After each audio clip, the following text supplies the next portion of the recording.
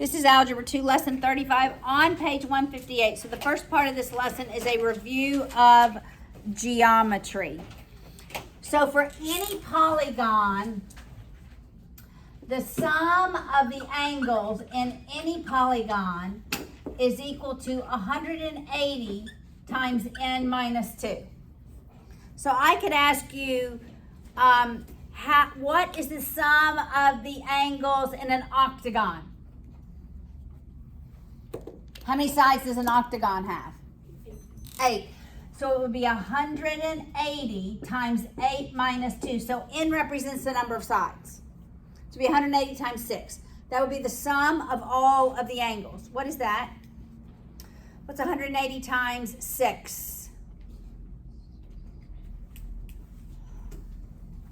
1,080. So if it were a regular octagon, what would we know about it? Regular. This was just on the geometry test. What, Tress? Each angle must be 135 degrees. Okay. What does that mean? It's regular. Right. It's equiangular, equilateral. So that every angle is equal. So I could divide this by 8 and solve for only if it's regular, right? All right. Oh, yes. Is it the interior? Interior. Oh, the interior. Yes. So how many diagonals? What's a diagonal? Do you remember what a diagonal is?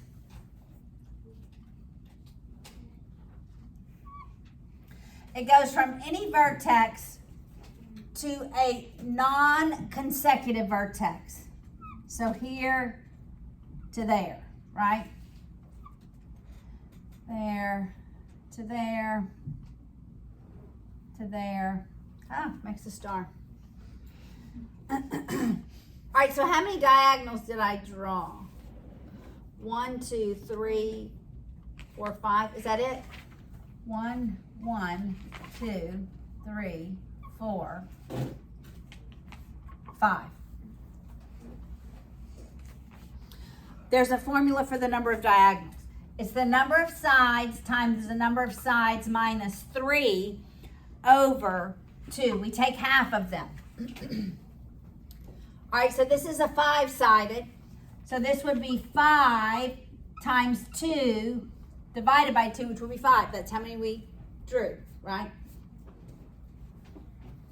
What does the n represent? Number of sides. Both of them do? Both of them. Number of sides.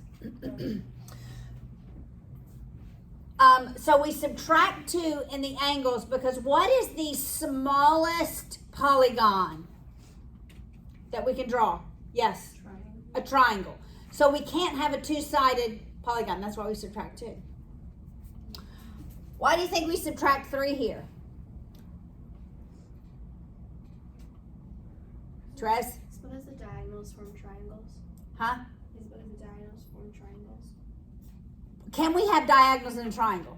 No, because there are no diagonals in a triangle. They're all the sides. Okay, so it's kind of logical, sort of logical.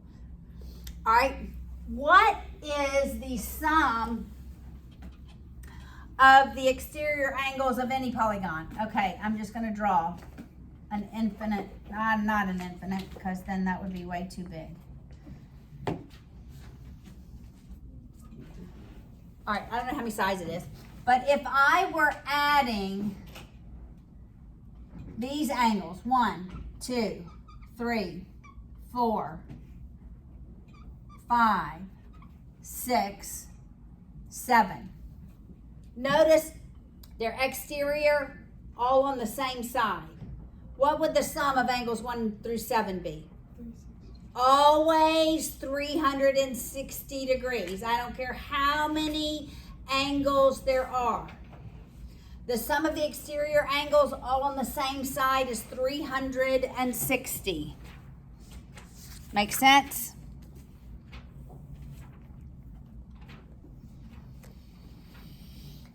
All right, the next thing, reminder from geometry is if I have an inscribed angle in a circle,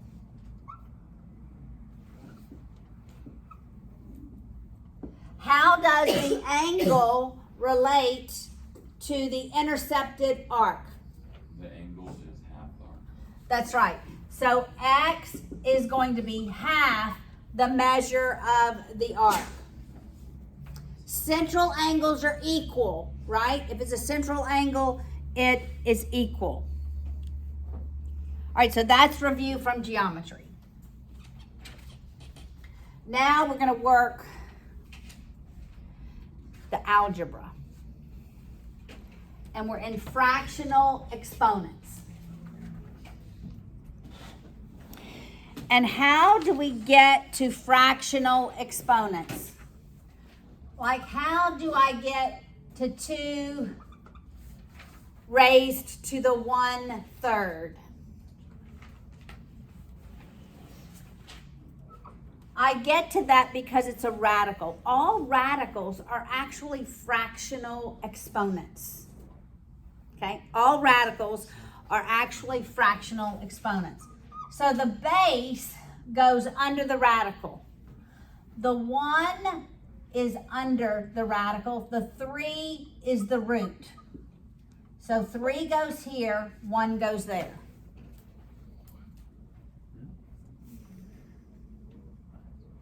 Numerator goes under the radical. Denominator is actually your root.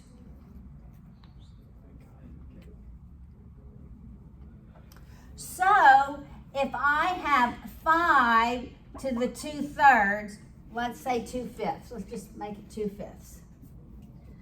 I know I'm going to have a radical. My base is going to be 5. What's my root? It's the 5th root of 5 squared. Got it? So now let's go the other direction. Let's say I have 10.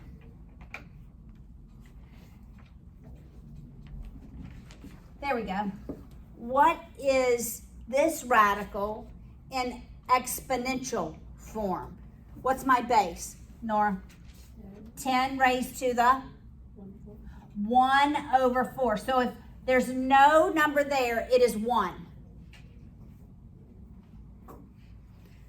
So every radical is simply a fractional exponent.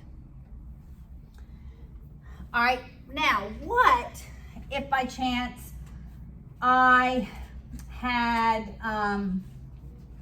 let's say 6 raised to the -5/7? I never put a negative under the a negative exponent under the radical or as the root. First I resolve the negative. So how do I resolve the negative? Yes. You put it as a 1/6 to the 5/7. Right? Moving it to the denominator makes it positive. Now, Michael, what does 6 to the 5/7 look under the radical? I know it's hard for you to see. It would be 6 to the 7th power. Oh wait, no, it would be 6 to the 5th power with the 7th root. 7th root. Good job. Could you also do the square root of 1/6? Or would that not be the same thing? Okay, the square root of 1/6. Well, obviously with all the powers to make it equal. 6 would be to the 5th, and then the square root to the 7th. Would that be the same thing, or no? This would be the same as 6 to the 1/7 raised to the -5th, because a power raised to a power is multiplication. So what was your question? Can it also be what? Would 1/, the square root of 6 to the 5th with the 7 It's the same thing as that with the 7. No, the square root being squared by the 7. I don't know how to say it. So that to the 7th power? That to the 7th power, like that down there, that problem right there, was that the same of it being the 1/6 being in the square root? She's trying to say the 7th root, 1/6 to the 5th. What is a root?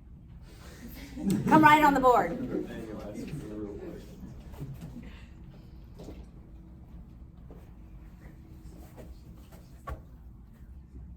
Is that equal to that? Well, it is, yes.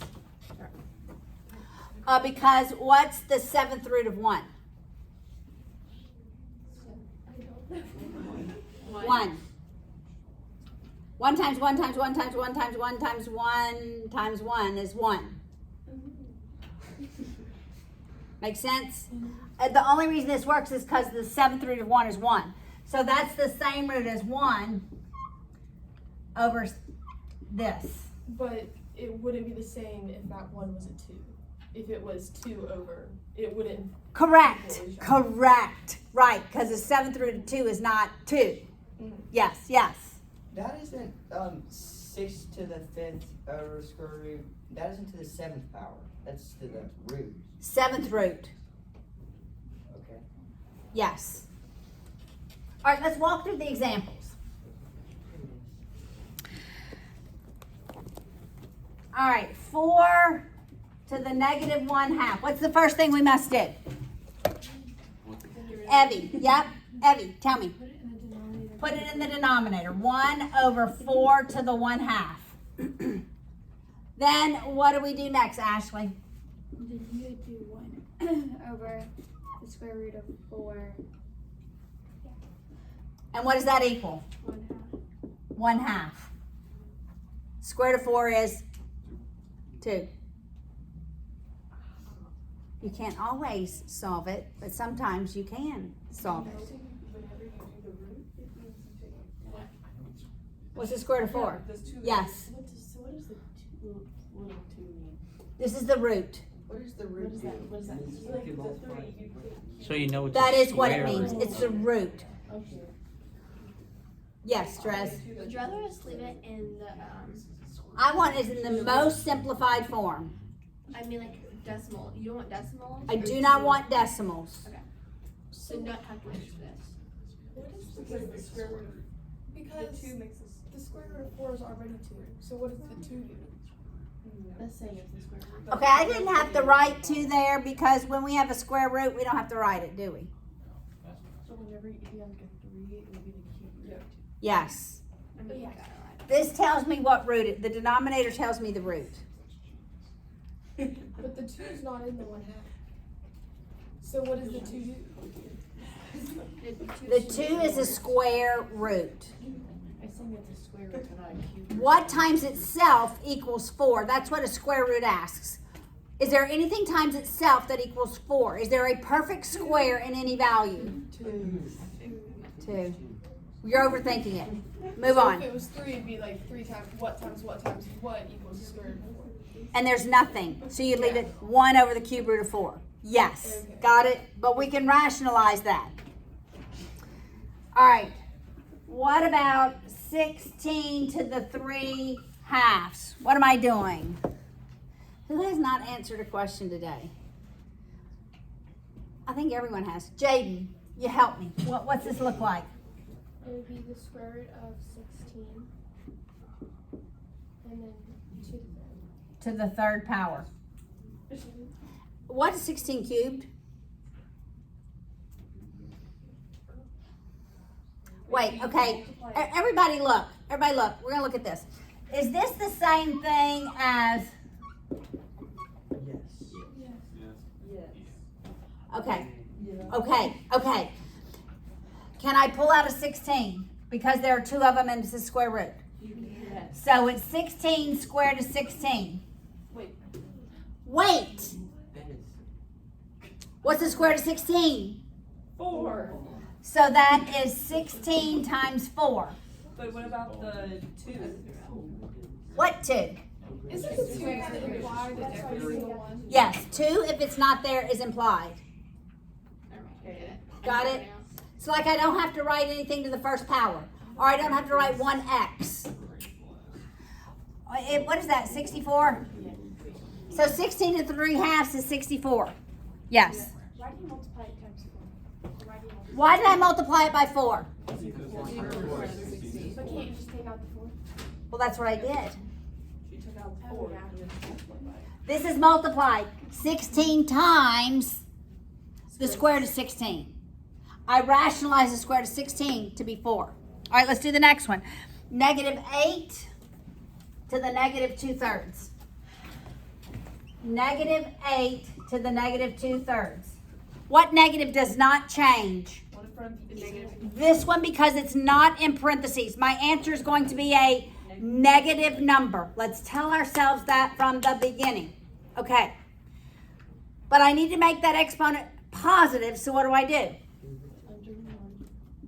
I'm going to go ahead and write that negative out there. Got it? All right. Now, what does that denominator look like? 1 over what? 8 to the second. 8 squared. The third root of 8 squared. The third root of 8 squared. Okay, I'm going to keep working. That's really the cube root of 8 times 8, right? 60. Couldn't you just have the 8 since it's 8 times 8? There's only 2 of them. I need 3 since it's the cube root. Okay. But what is 8? Is this the same thing as 1 over the cube root of 8 times the cube root of 8? Is that the same thing? So you can just, it's 1 over 1. Yes. What's the cube root of 8? 2. Wait, so then would it be like square 3? Wait, I don't understand that. 4. Don't understand. Wait, I thought that. Okay, all right. Yes. Let's go back here, Nathaniel. Let's just leave everything under the cube root. Is 8 2 times 2 times 2? Yeah. Okay, 2 times 2 times 2. Times 2 times 2 times 2. And then you multiply these. Okay, everybody look. Whatever your root is, I need that many of the same number to pull it out as 1. So I can pull that one out, right? So it's 1 over 2. Remember, my number's negative. See, I already lost my negative. And I can pull this group out as 2. Following Okay, that? so but on the bottom of that thing, isn't it supposed to be the square root of, like on the bottom? Cube. It's the square root of 8 cube to the cube root times square root of No, 8. cube root of 8 squared. Oh yeah, the cube root, yeah. Cube root of 8 squared. What's 8 squared? 8 times 8. Well, but it's cube root of 8 times, cube root of 8 times square root of 8. No. Oh, is it? It's the cube root of 8 squared. What's 8 squared? 64. 8 times 8. Okay, Isn't 8 squared 8 times 8? yes. Okay, so I just wrote that under the radical. 8 is 2 times 2 times 2. And 2 times 2 times 2. All right, you have got to understand your radical.